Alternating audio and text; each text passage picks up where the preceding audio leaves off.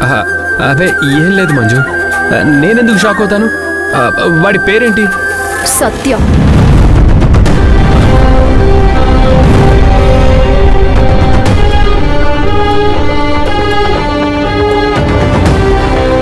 ఓ, వాడి పేరు కాదు నేను చెప్పింది. గారు అనడం మర్చిపోయాను సత్య గారు. చూడండి సత్య గారు, వాడి పేరు నాకు తెలీదు. మీరే వాడి పేరు కనుక్కోవాలి. వాడు ఎవరు, ఏంటి, ఎందుకు ఈ ఫైల్ కాచేశాడు, మొత్తం మీరే వాడి దగ్గర నుంచి రాబట్టాలి.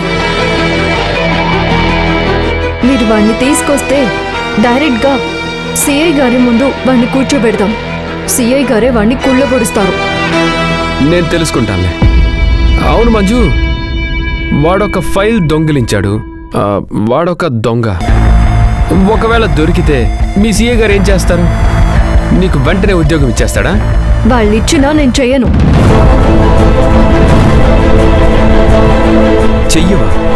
ఎందుకు?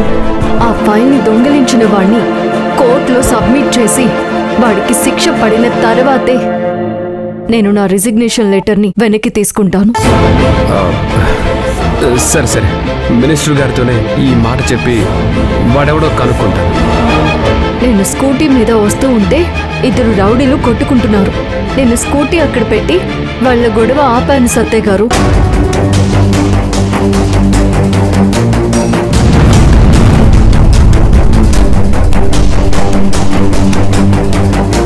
నేను ఆ రౌడీల్ని చూస్తే గుర్తుపడతాను సత్య గారు.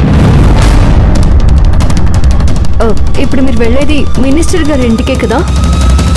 అవును. ఇప్పుడు నేను మీతో మినిస్టర్ గారి ఇంటికి వస్తాను. నువ్వు మినిస్టర్ దగ్గరకు వస్తావా? అవునండి, నా బాధ చెప్పుకున్నట్టుంటుంది.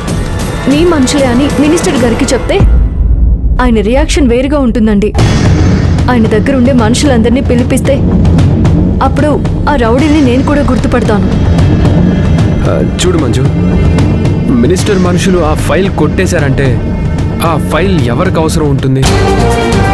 మినిస్టర్కి. అలాంటప్పుడు మినిస్టర్ నీకెలా సపోర్ట్ చేస్తాడు చెప్పు?